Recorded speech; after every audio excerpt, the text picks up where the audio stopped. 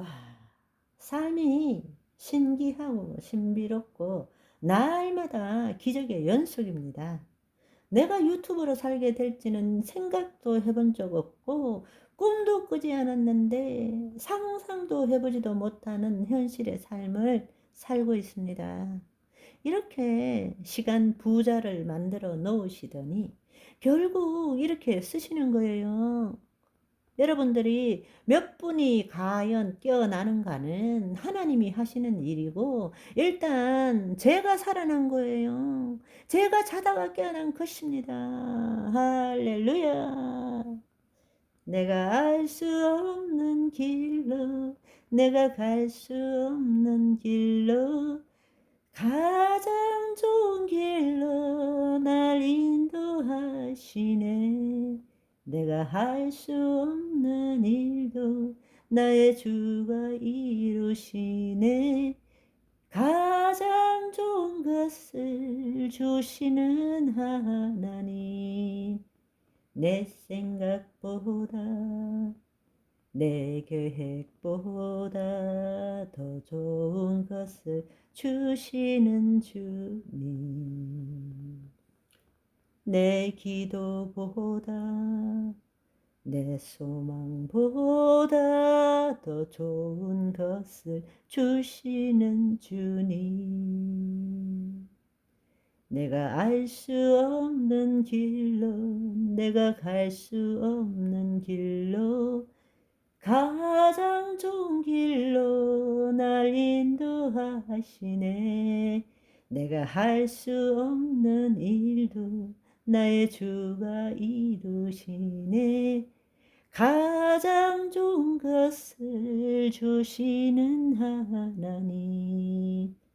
나의 지혜로 나의 힘으로 다 알 수 없는 일이라 해도 주의 지혜로 주 능력으로 더 좋은 것을 내게 주시네. 내가 알 수 없는 길로, 내가 갈 수 없는 길로, 가장 좋은 길로 날 인도하시네.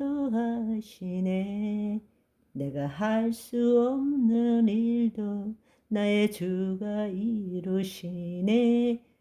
가장 좋은 것을 주시는 하나님. 가장 좋은 것을 주시는 하나님. 자, 한 곡 올려드렸으니까 시작합시다.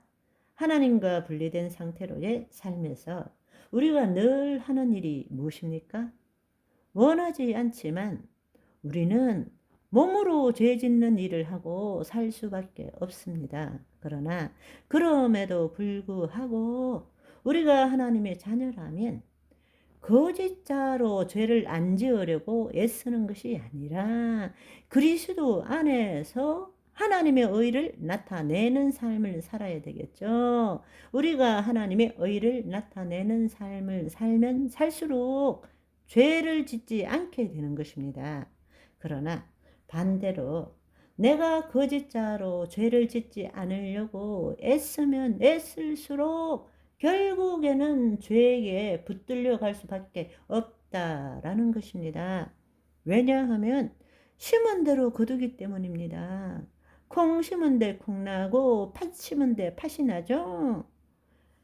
제가 빨간 사과 보지 마세요. 그렇지만 여러분 마음에 심는 것은 무엇입니까? 빨간 사과잖아요. 나 죄 지으면 안 돼. 나 죄 짓지 말고 살아야 되는데 이렇게 묵상하면 묵상할수록 여러분 마음속에 죄를 심게 되는 것입니다. 그러나 우리가 그리스도 안에서 의를 심으면 심을수록 빛이 임하면 어둠이 사라지는 것처럼 죄는 사라지게 되는 것입니다. 여러분, 죄를 짓는 것에는 죄값으로 지불해야 되는 것이 무엇입니까? 바로 죽음이잖아요. 죽음은 죄로부터 해방시켜 주지만 기억해야 될 것은 죽음 후에 죄에 대한 심판이 있다는 것입니다. 그렇다면 우리를 죽음으로부터 해방시켜 줄 뿐만 아니라 심판을 받지 않게 하는 것이 무엇입니까? 그것이 바로 하나님의 생명, 영생이잖아요. 아멘? 그렇습니다. 요한복음 5장 24절, 25절을 보시면 내가 진실로 진실로 너희에게 이르노니 내 말을 듣고 또 나를 보내신 이를 믿는 자는 예수 그리스도를 믿음으로 구원을 얻은 자는 영생을 얻었고 그 영생을 얻었기 때문에 거짓자로 사는 것이 아니라 그리스도 안에서 새로운 피조물로 살아갈 때 심판에 이르지 아니하나니 사망에서 생명으로 옮겼느니라. 진실로 진실로 너희에게 이르노니 죽은 자들이 하나님 아들의 음성을 들을 때가 오나니 곧 이때라. 듣는 자는 살아나리라 말씀하십니다. 우리를 죽음으로부터 해방시켜 줄 뿐만 아니라 심판을 받지 않게 하는 것은 바로 우리 안의 하나님의 생명이 임함으로 우리가 영생을 얻게 될 때 그 일이 가능한 것입니다. 그렇다면 한 걸음 더 나아가서 그 새 생명과 부활의 삶에 대해서도 한번 성찰해 보면 좋을 것 같습니다. 우리를 죄로 인한 죽음으로부터 해방시켜 주시는 분이 누구십니까? 이것에 대해서 우리에게 알려주시고 실제로 우리로 하여금 죽음으로부터 해방시켜 주신 분이 바로 예수 그리스도시잖아요. 그분이 우리에게 보여주신 것이 무엇입니까? 십자가의 죽음입니다. 그분은 올바른 삶 이전에 죽음에 대해서 먼저 우리에게 가르쳐 주셨습니다. 그리고 그분은 죽음뿐만 아니라 새로운 탄생과 부활의 삶에 대해서 우리에게 가르쳐 주셨습니다. 우리는 예수 그리스도의 죽으심에 대해서는 깊이 묵상하고 성찰도 하지만 안타까운 일은 자신의 죽음에 대해서는 깊이 성찰하지 않는다는 것입니다. 더 관심이 많은 것은 새로운 삶에 대해서 관심이 많습니다. 그런데 진짜 새로운 삶이라는 것은 부활의 삶이잖아요. 그렇지 않습니까?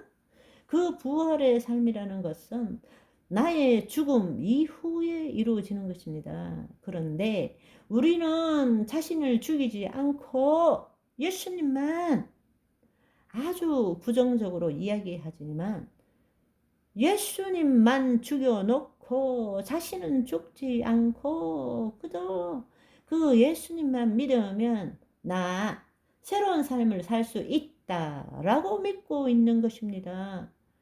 자신의 죽음을 제대로 보지 못하고 그 죽음을 체험하지 못한 자는 예수 그리스도의 죽음을 제대로 알지도 못하고 부활의 삶도 살 수 없습니다.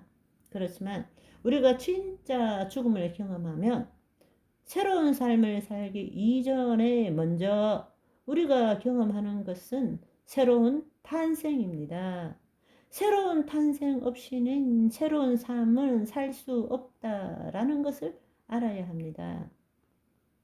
여러분, 자신이 새롭게 탄생한 것이 맞는지 아닌지 궁금하실 텐데요. 자가 점검하는 방법을 알려드리겠습니다. 나에게 어떤 일, 어떤 상황이 생겨도 비명 지르는 일이 없는가?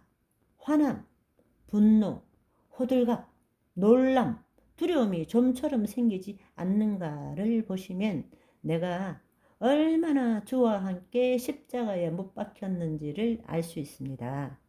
늘 기쁘고 즐겁고 행복한 것, 그것을 보셔도 알 수 있습니다. 여러분은 몇 프로 정도 죽으신 것 같으세요? 1%부터 시작이니까 낙심은 금물. 자, 그런데 우리는 자신의 죽음을 통해서 새로운 탄생을 경험하고 부활의 삶을 살아야 되는데 예수님만 보고 예수님의 죽으심만 묵상하고 자신은 죽지 않고 새로운 삶을 살겠다고 열심히 신앙생활을 하고 있다라는 것입니다.